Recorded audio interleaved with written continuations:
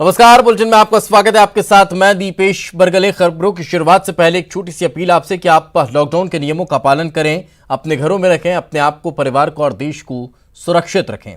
मध्य प्रदेश में आज कोरोना के 65 नए मामले सामने आए हैं। प्रदेश में कोरोना के 2164 पॉजिटिव मरीज अब तक मिल चुके हैं। अब तक 109 की कोरोना की वजह से जान चली गई है, तो 352 रिकवर हो चुके हैं। इंदौर में 31, उज्जैन में 13, भोपाल में 14 नए मरीज मिले हैं। देवास, रायसेन, होशंगाबाद, जबलपुर में एक नए मरीज मिले हैं। धार में भी कोरोना के 3 नए मामले सामने आए हैं। इंदौर में अब तक 1207 मरीज, 60 की मौत हो गई है, तो 132 रिकवर कर पाए।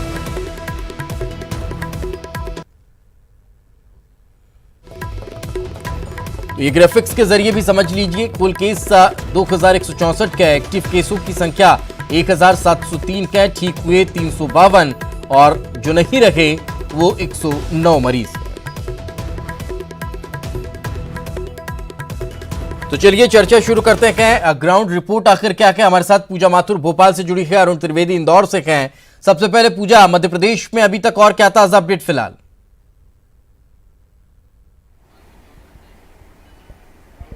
देखिए, लगातार जिस तरीके से मरीजों की संख्या बढ़ती जा रही है, सरकार नए नए प्रयोग भी कर रही है और हर वो कोशिश कर रही है जिस तरीके से संक्रमण को रोका जाए। और यही वजह है कि अब थूकने पर भी पाबंदी लगा दी गई है और 1000 रुपए का जुर्माना भी हो गया।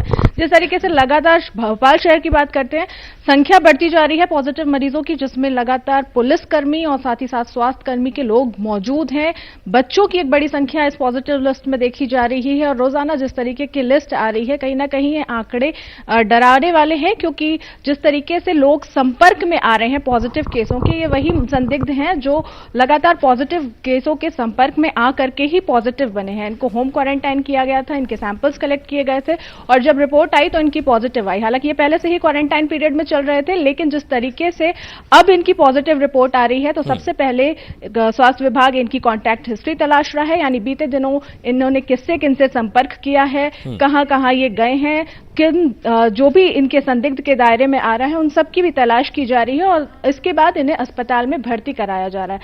आज जरूर संख्या 1 दर्जन से थोड़ी ज्यादा मिली है, यानी आम दिनों के तौर पर अगर हम तुलना करते हैं तो भोपाल में आज कम मरीज देखने को मिले हैं, लेकिन जिस तरीके से स्पीडली ये मरीज रोजाना बढ़ते जा रहे हैं, वो कह सकते हैं कि कहीं ना कहीं चिंता का विषय है। और इस संक्रमण को रोकने के लिए अब सरकार प्रयासरत है, तमाम उपाय किए जा रहे हैं। आयुर्वेद पद्धति हो या फिर थूकने पर पाबंदी हो, वो तमाम उपाय कर रही है सरकार, जिससे इस संक्रमण की चेन को रोका जा सके, तोड़ा जा सके।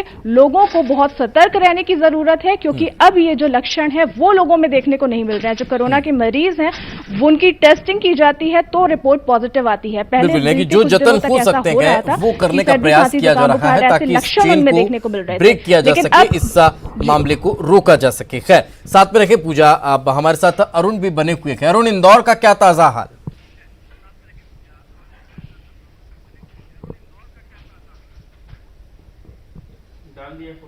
आज जो पॉजिटिव मरीजों का आंकड़ा है वो 1207 पर टिका हुआ है, लेकिन हम आपको बता दें कि अभी 1600 रिपोर्ट्स हैं वो पेंडिंग है। 1600 सैंपल की जांच रिपोर्ट अभी आना बाकी है। ऐसे में 200 से 300 के बीच आंकड़ा और बढ़ेगा और एक साथ बढ़ने की संभावना है, क्योंकि अहमदाबाद जो सैंपल भेजे गए हैं और पौंडीचेरी जो सैंपल भेजे गए हैं उनकी रिपोर्ट शायद आज रात तक आ जाए या कल सुबह तक आए। ऐसे में ये आंकड़ा भी और बढ़ेगा, लेकिन कलेक्टर का कहना है कि इससे घबराने की जरूरत नहीं है, क्योंकि ये सभी लोग क्वारंटाइन सेंटर्स में है, या तो होम क्वारंटाइन है या इंस्टीट्यूशनल क्वारंटाइन है, तो ये सभी लोग विशेष निगरानी में है स्वास्थ्य विभाग की। इनसे कोई संक्रमण नहीं फैल रहा है, इसलिए इनकी संख्या जरूर बढ़ेगी, लेकिन इससे घबराने की कोई बात नहीं है। 18 लाख से ज्यादा लोगों की स्क्रीनिंग हो चुकी है। शहर में जो 1800 टीमें हैं वो घर घर जाकर लोगों की स्क्रीनिंग कर रही हैं और जो भी सर्दी खांसी बुखार वाले मरीज मिल रहे हैं उनकी जानकारी ऐप के जरिए स्वास्थ्य विभाग तक पहुंचा रही हैं। उनको या तो घर पर दवाइयां दी जा रही हैं या अगर कोई गंभीर बीमार है तो उसको अस्पताल भी पहुंचाया जा रहा है। तो अब 4-5 दिनों में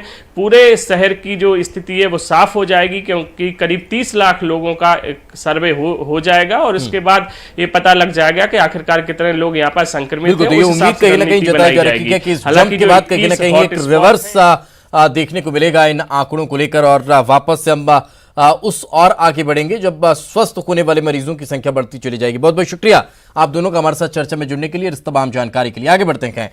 कोरोना वायरस और लॉकडाउन को लेकर आज प्रधानमंत्री नरेंद्र मोदी ने सभी राज्यों के मुख्यमंत्रियों के साथ बैठक की, जिसमें गृह मंत्री अमित शाह, स्वास्थ्य मंत्री हर्षवर्धन, उसके बाद पीएमओ और केंद्रीय स्वास्थ्य मंत्रालय के बड़े अधिकारी शामिल हुए। सभी राज्यों के मुख्यमंत्रियों के साथ प्रधानमंत्री की यह तीसरी बैठक थी, जिसमें सीएम शिवराज सिंह चौहान भी मौजूद रहे।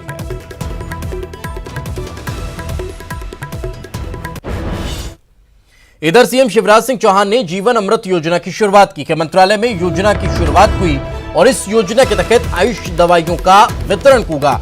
दवा और काढ़ा के जरिए कोरोना से लड़ने की कोशिश होगी। संक्रमित इलाकों में इसे बांटा जाएगा। काढ़ा आयुष और वनोपज संघ मिलकर तैयार कर रहा है। दवा तकरीबन 25 लाख पैकेट इस दवा के तैयार किए जा रखेंगे, जिनका वितरण होगा। कोरोना से लड़ने के लिए ये अनूठी योजना शुरू कर दी गई।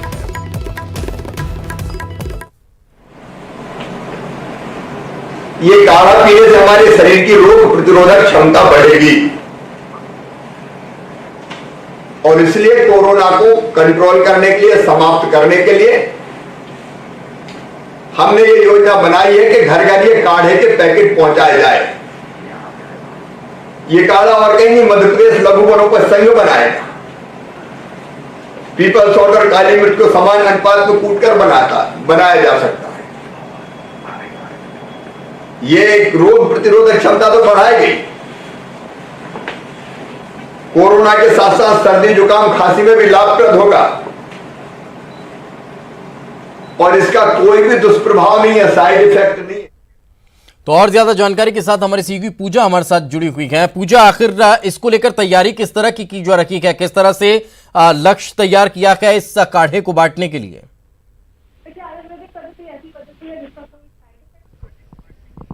देखिए, आयुर्वेदिक पद्धति ऐसी पद्धति है जिसका कोई साइड इफेक्ट नहीं होता और इसी फोकस को लेकर के सरकार ने ध्यान में रखते हुए ये अब योजना शुरू की है, जिसके तहत जगह जगह काढ़ा बांटा जाएगा। क्योंकि ये काढ़ा बहुत ही लाभदायक होगा। ये सर्दी खांसी जुकाम बुखार करने से कहीं ना कहीं रोकेगा वायरस को और साथ ही साथ जिस तरीके से इम्यूनिटी डेवलप करने में ये कहीं ना कहीं कारगर सिद्ध होगा। इस मकसद के साथ ये योजना शुरू की जा रही है, जहां पर लोगों को ये पैकेट्स बांटे जाएंगे। 50 ग्राम तकरीबन इसका वजन बताया जा रहा है और बहुत ही लाभदायक योजना इसे बताई जा रही है, क्योंकि यहां पर आयुर्वेदिक पद्धति होगी और आयुर्वेद लगातार हमारी भारत संस्कृति से जुड़ा हुआ है और काफी चीजों में कारगर सिद्ध हुआ है। और साथ ही साथ सबसे बड़ी बात जो इसका एक अदर पार्ट लेते हैं कि किसी भी सामान्य मरीज को दिया जा सकता है, क्योंकि इसका किसी में भी कोई साइड इफेक्ट नहीं होता है। साइड इफेक्ट हम एलोपैथिक यूज करें या कोई ऐसी कि ये लोगों की रोग प्रतिरोधक क्षमता को बढ़ाने का काम करेगा। बहुत बहुत शुक्रिया इस तमाम जानकारी के लिए। मध्य प्रदेश सरकार ने एक और बड़ा फैसला लिया है। रिटायर हो रखे अधिकारी कर्मचारियों की सेवा अवधि को बढ़ा दिया गया है। 30 अप्रैल को जो अधिकारी और कर्मचारी रिटायर हो रखे थे, सेवानिवृत्त हो रखे थे, उन्हें 3 महीने संविदा नियुक्ति पर अब अपनी सेवाएं देनी होगी। कोरोना वायरस के चलते सरकार ने यह बड़ा फैसला लिया है।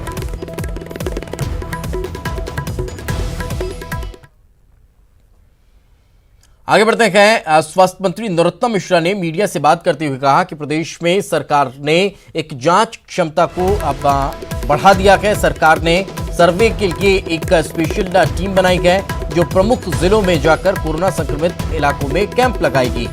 वहीं उन्होंने ये भी कहा कि अब तक 32,000 सैंपलों में से 28,000 की रिपोर्ट आई है, जबकि तकरीबन 4,000 की रिपोर्ट आना भी बाकी है। देश में कोरोना संक्रमण को रोकने के लिए सरकार अब प्रशासनिक और डॉक्टरों की टीम को मौके पर पहुंचाने की तैयारी में। उसको लेकर 5 से 10 सदस्यों का एक दल गठित किया जाएगा। प्रदेश के मंत्री नरोत्तम मिश्रा जी हमारे साथ मौजूद हैं। सर, एक टीम का गठन किया जा रहा है, इसकी जरूरत क्यों पड़ रही है? कोरोना कोई प्रदेश की बीमारी नहीं है, क्षेत्र की बीमारी नहीं है, देश की बीमारी नहीं, वैश्विक बीमारी है। और जब कोई वैश्विक संकट होता है तो इस तरह के नए चीजें करते हैं और इसलिए एक दल बना रहे हैं, जांच दल। कहाँ कब कैसे क्या और हो सकता है, कहाँ कब कैसे क्या और करना है, ये सब वो जांच दल देखेगा, कैंप करेगा, वहीं रहेगा और सुधार लाने की कोशिश में लग जाएगा। चाहे वो उज्जैन हो, भोपाल हो या इंदौर हो, खरगोन हो, कहीं भी हो। सर जांच के सैंपल अभी भी काफी पेंडिंग है, 4000 से ज्यादा संख्या बताई जा रही है। 32,000 जांच सैंपल हुए, 28,000 की रिपोर्ट आ गई। 4,000 में भी मैंने जैसे कल बताया कि 800 वगैरह की कल आने वाली है। तो ये तो लगातार जाते भी हैं और आते भी हैं, रोज रिपोर्ट आ रही है और रोज रिपोर्ट जा रहे हो, तो ये चलने वाली साइकिल है, उतना तो रहेगा। इंदौर सबसे ज्यादा अब हाई रिस्क जोन बनता जा रहा है, वहां निश्चित रूप से देखिए, मैंने पहले भी कहा था कि जमाती लोगों ने आके इंदौर की हालत बिगाड़ी और वो इतने नीचे उतर गए थे कि ये तकलीफ तो आनी थी, पर हम संभालेंगे। पीएम मोदी ने एक जीवन मंत्र दिया है कि 3 गज की दूरी हो, उतनी दूरी का पालन करें क्योंकि लड़ाई लंबी चलने वाली है। निश्चित रूप से इसमें हमको कोरोना को अपनी लाइफ स्टाइल का अंग बनाना पड़ेगा, जीवन पद्धति इस तरह की करना पड़ेगी। भारतीय संस्कृति थी इस तरह की, नमस्ते करते थे, हाथ मिलाते नहीं थे। हमारी पद्धति ऐसी थी कि घर के बाहर जूते उतारते थे, हमारी पद्धति ऐसी थी हाथ पैर धो के घर के अंदर जाते थे। यही कोरोना कह रहा है। सर ये लोगों को बड़ी उत्सुकता है कि क्या भोपाल, इंदौर, उज्जैन और खरगोन में रिलैक्सेशन मिल सकता है 3 मई के बाद, कुछ इस तरीके के हालात बन सकते हैं या लॉकडाउन बढ़ेगा वहां? तारीख की स्थिति देखें, उसके बाद तय करेंगे। तो प्रदेश के मंत्री हैं नरोत्तम मिश्रा, उनका कहना है कि लॉकडाउन बढ़ाए जाने को लेकर अभी 3 मई का इंतजार करना होगा, लेकिन सरकार अब स्पेशल टीम गठित कर उन इलाकों में अधिकारियों को भेजने की तैयारी में है जहां पर कोरोना का संक्रमण है। वो मौके पर पहुंचकर इस बात का जायजा लेगी कि किस तरीके से व्यवस्थाओं को बेहतर करना है। कैमरामैन अनिल गवई के साथ अनुराग श्रीवास्तव, न्यूज 18 भोपाल। मध्य प्रदेश में सार्वजनिक स्थल पर थूकने पर जुर्माना लगेगा। कोरोना संक्रमण को लेकर यह प्रतिबंध लगाया गया है। नगरीय प्रशासन विभाग की तरफ से आदेश जारी किया गया है।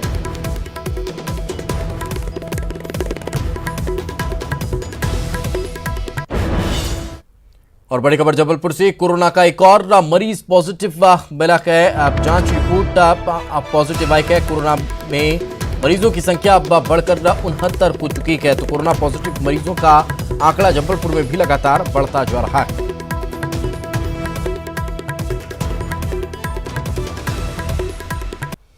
ब्रेक के बाद एक बार फिर आपका स्वागत है। कोरोना वायरस के संक्रमण का खतरा जितना एक जीवित व्यक्ति से होता है, उतना ही खतरनाक ये किसी मृत शरीर से भी है।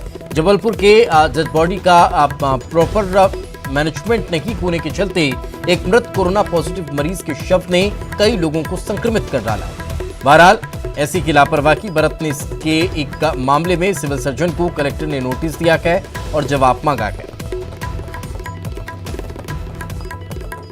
हाईलाइट किया जाएगा जो प्रोटोकॉल हैं अंत्येष्टि के और उसको दफनाने के लिए, उन्हीं का कंप्लायंस होगा। और कोई इशू होंगे वो आज की बैठक में हम ये सारे जो इनपुट आएंगे या समस्याएं आई हैं जिसमें कि लॉ एंड ऑर्डर भी ना बने और आम जनता का सहयोग भी बना रहे, इन सब पर हम लोग विचार करेंगे और जिला प्रशासन इसमें निर्णय। अचानक बढ़े कोरोना संक्रमित मरीजों के आंकड़े ने जबलपुर जिला प्रशासन की नींद उड़ा दी है। आम लोगों के साथ पुलिस महकमे में भी वायरस ने लोगों को अपनी चपेट में ले लिया है। पिछले 3 दिनों में 38 मामले सामने आने के बाद प्रशासन के सामने चुनौतियां और अधिक बढ़ गई हैं। इस सिलसिले में एक महत्वपूर्ण बैठक आयोजित की गई जिसमें जिले के सभी प्रशासनिक और पुलिस अधिकारी मौजूद रहे। प्रमुख तौर पर बैठक में होटलों को कोरोना केयर सेंटर बनाने समेत टोटल लॉकडाउन में छूट देने पर चर्चा की गई।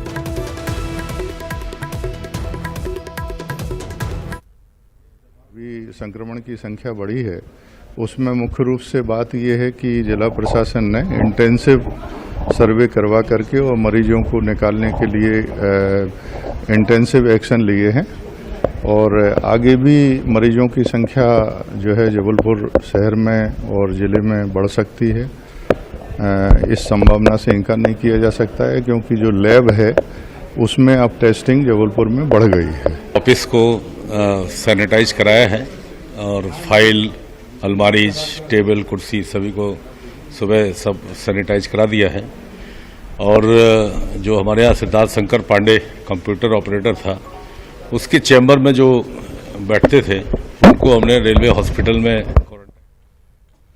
इंदौर में कोरोना से मौत के बढ़ते आंकड़ों की वजह से कोरोना का एल्स्ट्रेन वायरस हो सकता है। Mahatma Gandhi memorial medical college की डीन डॉक्टर ज्योति बिंदल ने बताया है कि विश्व के कई देशों में कोरोना की वैक्सीन बनाई जा रही है, जिसके लिए कोरोना वायरस की स्ट्रेन या जीन पता होना बेहद आवश्यक है। और यही जानने के लिए national institute of virology Pune virus culture और उसके बाद वायरस की ऑटोमेटेड जीन को जानने के काम में जुटी हुई है।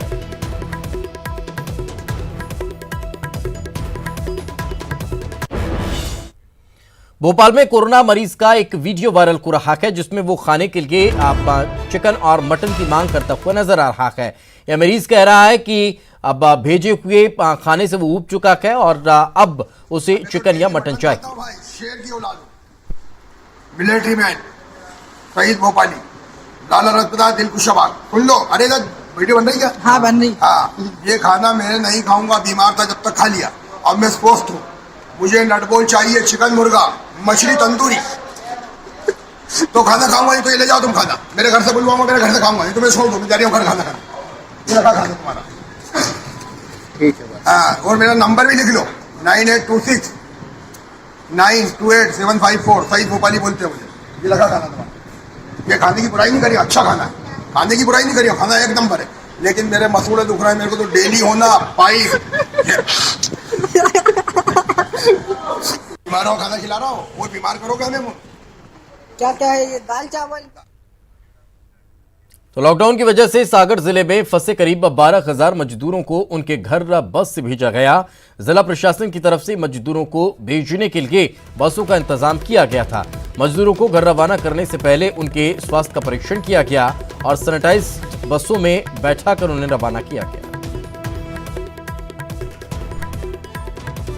1000 से अधिक मजदूरों को उनके जिलों में भेजने के लिए सागर जिला प्रशासन द्वारा आज व्यवस्था की गई है, जिसमें जिले की विभिन्न तहसीलों से बसों में बिठाकर मजदूरों को खाना खिलाकर सैनिटाइज बसों को करके उनका स्वास्थ्य परीक्षण करके मजदूरों का उन्हें। वैश्विक महामारी कोरोना के चलते लॉकडाउन के बीच कई लोग इधर उधर फंस कर रह गए हैं। इनमें मजदूरों की संख्या भी काफी ज्यादा है। ऐसे में अब उनको लाने के लिए शासन प्रशासन स्तर पर कवायद चल रही है। इसी कवायद के बाद मजदूरों को परिवार सहित लेकर गुजरात बॉर्डर से 2 बसें भिंड पहुंची हैं।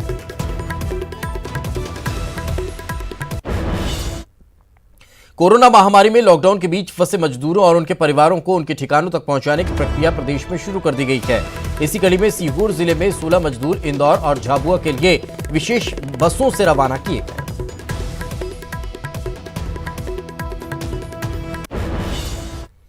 तो वहीं गुना में कोविड कंट्रोल रूम के बाहर संक्रमित कैंट ग्लव्स और मास्क लावारिस हालत में पड़े हुए मिले हैं। कोरोना संक्रमण के बचाव के लिए मास्क और ग्लव्स न केवल उपयोगी होते हैं, बल्कि कोविड संक्रमण की रोकथाम के लिए उनका धड़ल्ले से उपयोग लगातार जारी है। मगर इस तरह की लापरवाही लोगों की जान पर भारी पड़ सकती है। वहीं मंडला के सूरजपुरा गांव के बाशिंदों ने एक नई पहल शुरू कर दी है। लॉकडाउन के तहत उन्होंने अपने गांव को पूर्ण रूप से सील कर दिया है और बाहर से आने वालों को बॉर्डर पर ही रोका जा रहा है। इस दौरान कलेक्टर और एसपी जब गांव पर पहुंचे तो उन्हें भी गांव में प्रवेश नहीं करने दिया गया। कोरोना के खिलाफ युद्ध में डिंडौरी जिले ने मिसाल पेश की है। आदिवासी बहुल्य इस जिले में जैसे ही कोरोना संक्रमण का पहला मामला सामने आया, जिला प्रशासन और स्वास्थ्य विभाग एक्टिव हो गया। बेहतर रणनीति की बदौलत कोरोना संक्रमण को रोकने में जिले ने बड़ी सफलता हासिल की है। डीआरडीओ यानी कि रक्षा अनुसंधान और विकास संगठन की तर्ज पर जिला पुलिस ने भी रिसर्च करना शुरू कर दिया है। कोरोना आपदा के दौरान समिति संसाधनों में पुलिस द्वारा PP kit, face cover, cap और शू कवर, कैंट ग्लव्स, मास्क, सैनिटाइजर जैसी उपयोगी वस्तुओं का निर्माण किया जा रहा है। कोरोना आपदा के बीच अगर आपको कोई दिक्कत परेशानी है तो पुलिस है ना। जी हां, कुछ इसी सिद्धांत पर ड्यूटी करने में जुटी हुई राजगढ़ पुलिस ने आम लोगों के साथ सीनियर सिटीजन्स के लिए भी व्यवस्था की है।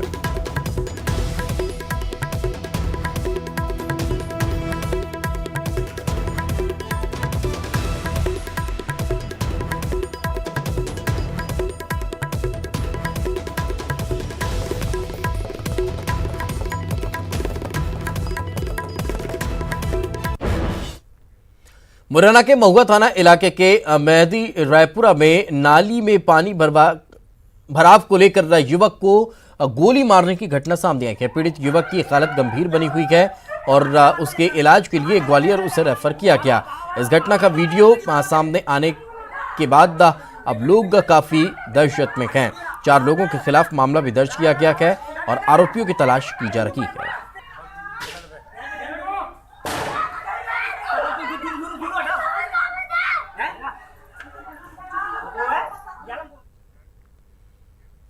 आगे बढ़ते हैं। सीधी में बेमौसम बारिश और ओला गिरने की वजह से किसानों की मुश्किल और बढ़ गई है। खेत खलियानों में रखी हुई गेहूं और चना की फसल को काफी नुकसान पहुंचा है। सबसे ज्यादा नुकसान आदिवासी बहुल इलाके भुईमाड़ में हुआ है। यहां पर महुआ और आम की पैदावार खराब हुई है। कुछ किसानों का कहना है कि फसलों को 50% से ज्यादा नुकसान हुआ है।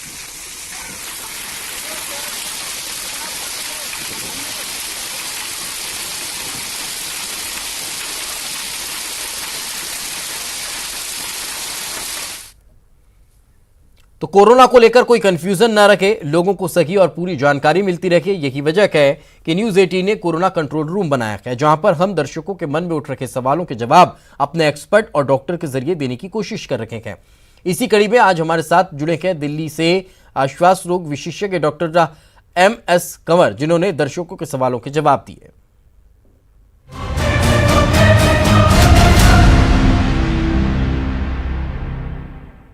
मेरा नाम श्रुति प्रियांकी है और मैं वाराणसी की रहने वाली हूँ।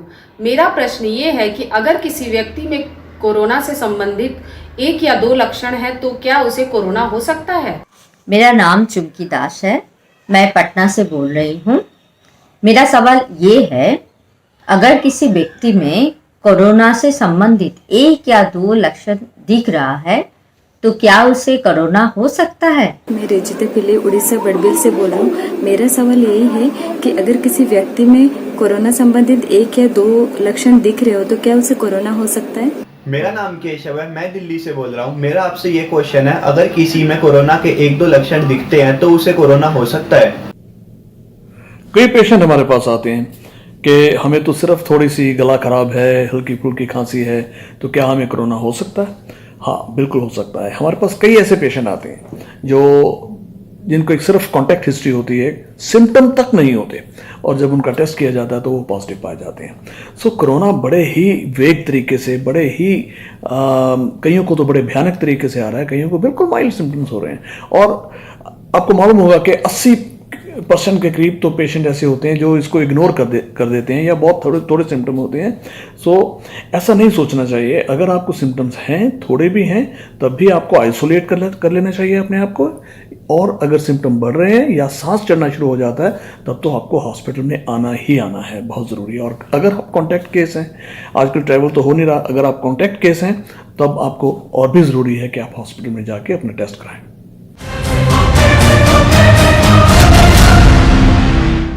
और चलिए इसी के साथ इस बुलेटिन में फिलहाल इतना कि खबरें लगातार जारी हैं।